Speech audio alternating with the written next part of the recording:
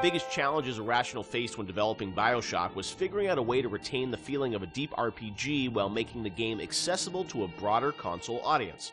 Ultimately, the team succeeded in creating an intricate system of weapon and character upgrades that gave the player choice and customization while keeping the gameplay fast, lean, and engaging.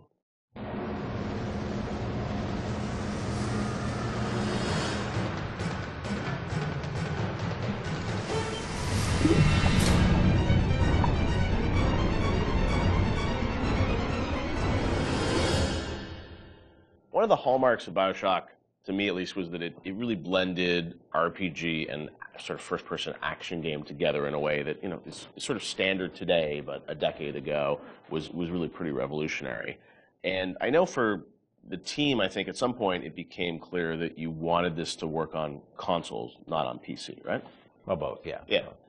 But so the idea of, doing a console game and a PC game, and doing something that sort of felt like a shooter but had much more depth. And I know in some of the early design docs you talked about sort of creating an FPS plus versus an RPG light. What was the difference in your mind between those two?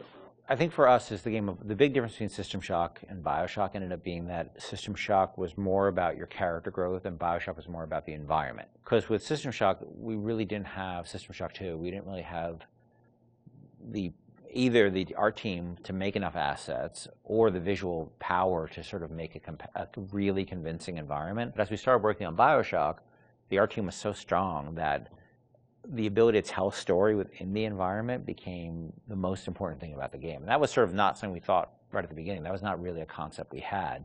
But as we started building things, we could realize that the visual world was the star of this thing. The Rapture was really the star of this thing. And telling the story outside of cutscenes, telling it in the world, so the gamer could discover the story rather than us telling him the story, telling him or her the story. And it was still very much, for the time, I think for the time, quite different than what you had seen in terms of there wasn't a lot of growth in shooters. So It was still, I think, for the time, very, very revolutionary. But I think System Shock 2 was even more ahead of its time in terms of that growth thing, because we defocused a little bit. Primarily, part of it was just figuring out how to do that all on a console controller was very tricky.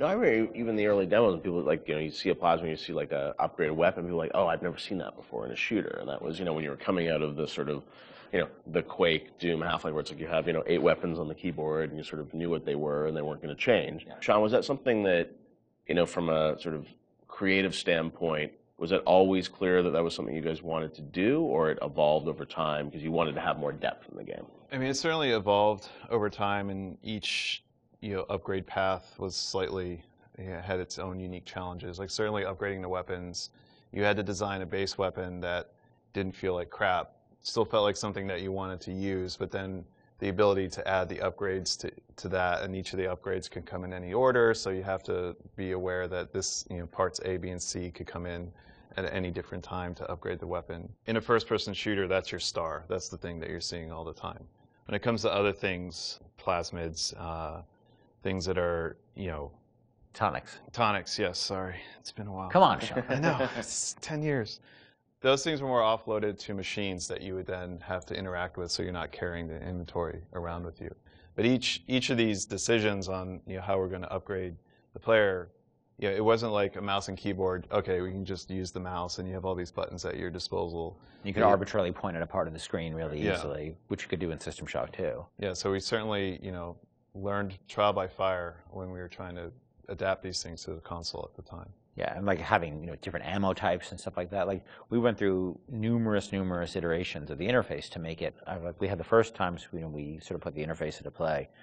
It was very obtuse and very tricky to get your head around, and we just kept working on it and working on it and working on it because you want to feel like second nature.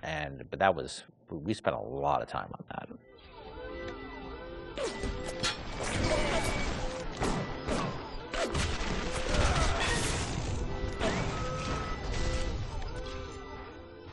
What motivated the idea of having so much choice in the way you could sort of play through this game? What was it to give the player a better sense of authorship over the experience, or what was driving that?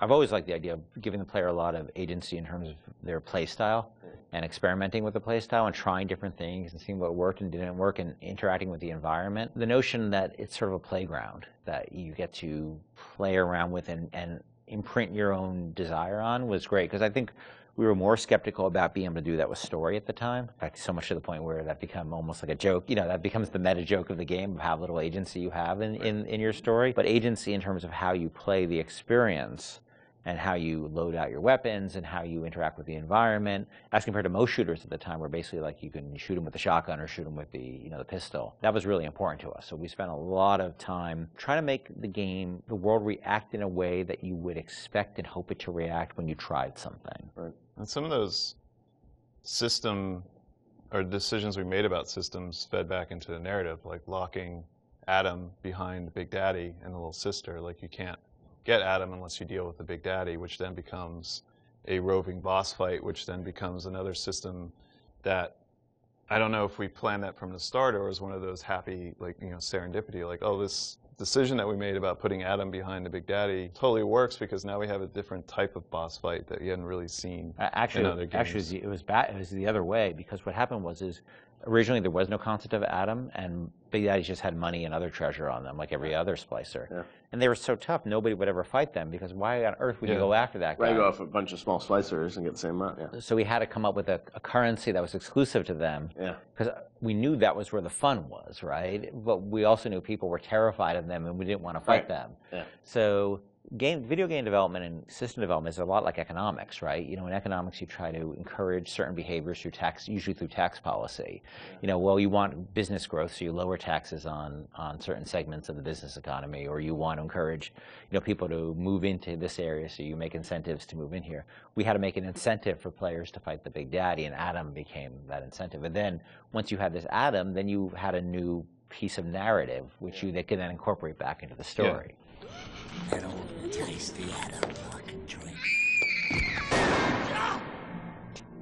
Stay away from her, or it is you who will be shot next. Easy now, Doctor. He's just looking for a wee bit of Adam. Just enough to get by. I'll not have him hurt my little ones. Talk a bit about the plasmids and the vending machines and that sort of whole approach to, I guess, what is kind of a tech tree, but, and coming from PC games, used to strategy games and whatnot, with very complicated ways of how you would upgrade things. I thought you guys did a really interesting approach to how you made it very accessible to a console audience. How did that evolve? Did you know the vending machines were going to be there from the get-go? Well, we had vending machines in System Shock 2, so we were sort of lifting that, and I always thought that was a fun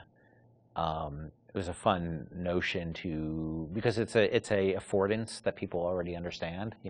They see a vending machine, they know immediately, oh, that's where I buy stuff, right? Yeah. And you also then have to have a shopkeep. When we talked about wanting to make things, put limitations on ourselves so things felt fully believable. Yeah. If we had a shopkeeper sitting there, you can't shoot him. He sits there, he doesn't say anything. Right.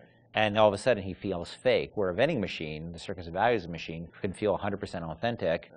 Despite the fact that it's selling like ammo and stuff like that, which is, But in an objectivist society where you don't have rules and regulations on that type of thing, it feeds back into the narrative. But you don't then break the fiction at all by having these characters who sort of don't really live and breathe in the world. So the vending machines became an important part of that. But we still want to give them character, and hence and so that clown image came from a piece of, that image is actually from like a fruit container or something from like the 1940s. Okay. And so we had a book of like royalty-free images, and I saw that image, and I'm like, let's put that clown on it, and we'll call it Circus of Values. And then, we wrote some lines for it, decided he'd be this sort of asshole clown, and then we hired the best actor in the world to play that part. That was me. My biggest Avengers, I didn't cost anything. I didn't know you were really. I was a clown. Yeah, I was a clown. I hear it in my head every day. My wife hates that voice. She hates that voice. You can give us a little of it right here. Welcome to the Circus of Values. She does not allow me to do that, so I'll do it outside of the house. Okay. But it allowed us to have something that felt very rich and very real, while being very limited at the same time.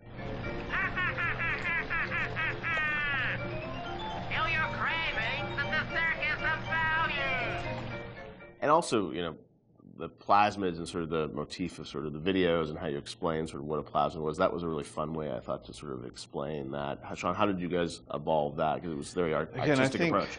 I think those came on pretty late too, because we were developing all these systems, and you make the assumptions because you're dealing with them every day that the player who gets this game is going to understand what these systems are.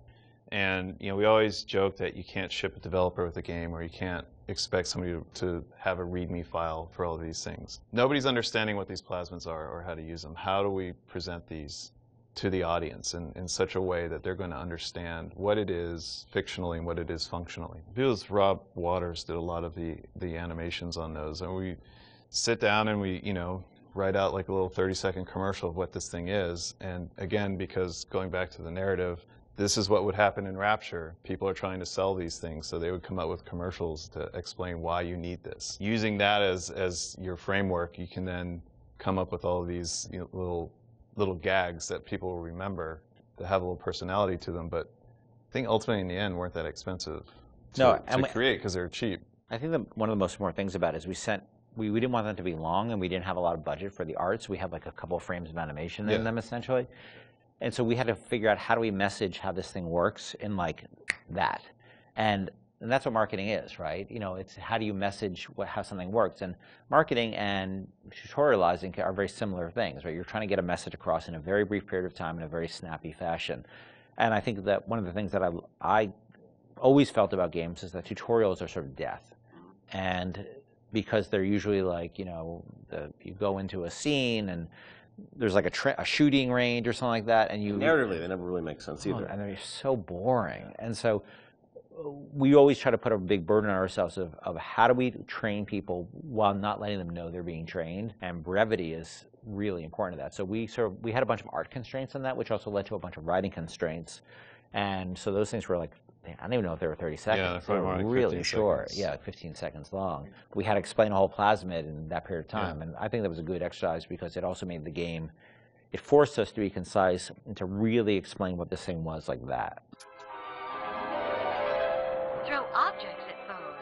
You can even catch grenades and throw them back.